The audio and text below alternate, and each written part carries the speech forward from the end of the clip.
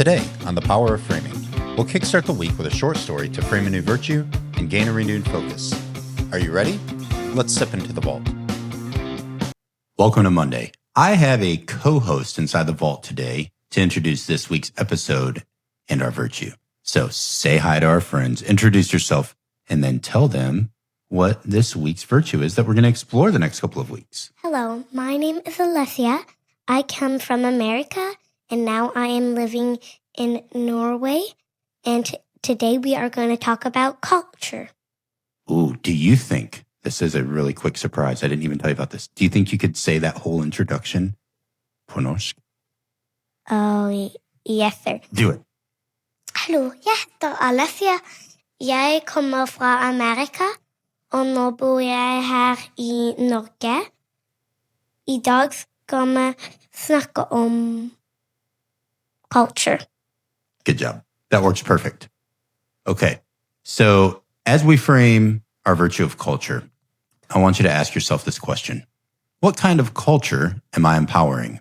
One that seeks division and causes hurt? Or one that seeks divergence, knowing it will allow us to multiply more fully together in thanks, love, and hurt?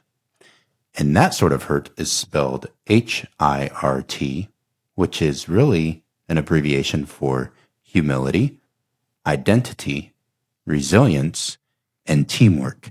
And I love that when you introduced yourself, you said that you're from America, you are living in Norway. You said it in 2 different languages, which you wouldn't have been able to do before we experienced Norwegian culture, and you learned a little bit more about it, right? Yeah, so we're not really going to talk about Norway today, though. That's a little bit of the curveball. We're going to talk about something a little bit different, and you know the friend already, but I'll come back to you in a moment. I love you, and I'm so glad you're here with us today. Okay, so that question I just posed to you, it's been stirring inside of me a lot lately with everything going on, and just, it's sort of the heart of what I do. It's the heart of our coaching. It's the heart of what I try to breathe into my children. And it's more than just a professional curiosity. It's personal to me. At Foundational Coaching, the first part of our tagline is empowering culture. And that's not by accident. It's how I hope to be remembered one day by this little girl and her sisters and by everybody around me long after I'm gone. I want people to say, that man was all about empowering culture and other people. And I want my daughters to grow up remembering a dad who genuinely embraced other stories, who didn't just tolerate difference, but celebrated it, sought it out, tried to integrate it into what we did in our lives together. Empowering culture is all about being present enough with other people to enjoy the gift of life and being curious enough to learn from every person that we meet. And maybe the Great Commission to go into the whole world was just as much for members of the early church as it was for those receiving the good news. But recently, I was reminded of that truth while working alongside a really special colleague from another nation. We actually have an article that's about to be released together. She's a Turkish officer, a colonel with a PhD, and she's just a brilliant individual. But this article is special because both of us with our academic studies, we didn't have to do any references or citations. It was written from the heart, and it was written for our colleagues, but maybe more for our children one day. And it was written without any references aside from our shared experience together. And our connection wasn't built in meeting rooms or through planning sessions or talking about academic pursuits or accomplishments or peer-reviewed articles or research. While all of that's okay, it was built over family moments. And it was small human exchanges that really weren't so small.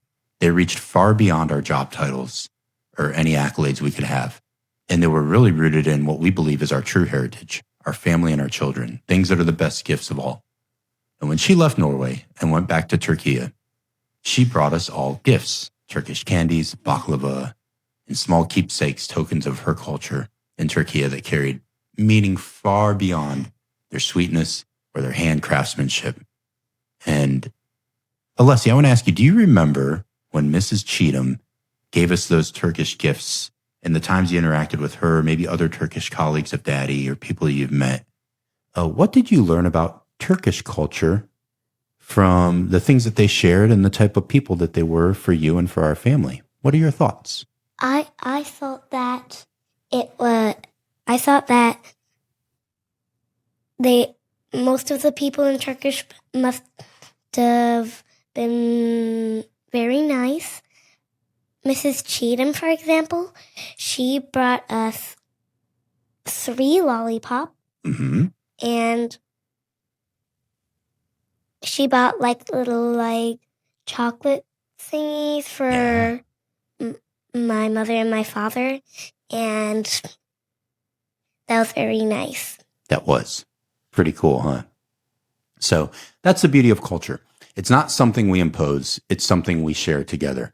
And the way that they make their Turkish delights and their baklava and things, that whether it's in Istanbul or I've been to Izmir, I've been to Ephesus, I've been to a lot of different places in the country for work. And the culture I experience with those people is always so special. And having a chance to live in a different country and experience a place where we are working together side by side as allies, and I can share those family experiences with my daughters to show them the beauty in different cultures and maybe not the things that they might see if they were to turn on the news, which they don't do anyway. So they see the real people behind the scenes, not on the far extremes. And it's an exchange that happens when we pause long enough to receive what someone else offers that's different from what we may offer or think. And when we offer a piece of ourselves in return. So if you're a parent, a leader, a teammate, a daughter, or simply someone navigating this world and trying to figure your way out, ask yourself as we dive into this virtue of culture, what kind of culture am I empowering? Make it personal. Is it one that seeks division and causes hurt?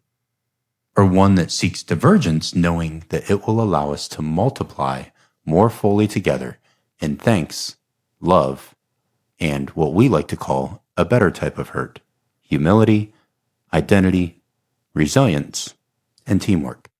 Because every moment, every interaction, every act of listening or learning is shaping the culture we leave behind. Let's make it one our children, the leaders who will carry on when we exit stage left, will recognize as worthy of their footsteps. And this Friday, I cannot wait to open up the vault, take it off the hinges, and dive deep into this virtue with my really good brother. He's a Marine Corps gunnery sergeant, Edwin Omana Hernandez, born in Venezuela. He brings such a rich culture himself. He's all about empowering culture for his Marines, for himself, for his family. He's a great man of faith, a really dear brother, and just a fantastic human being.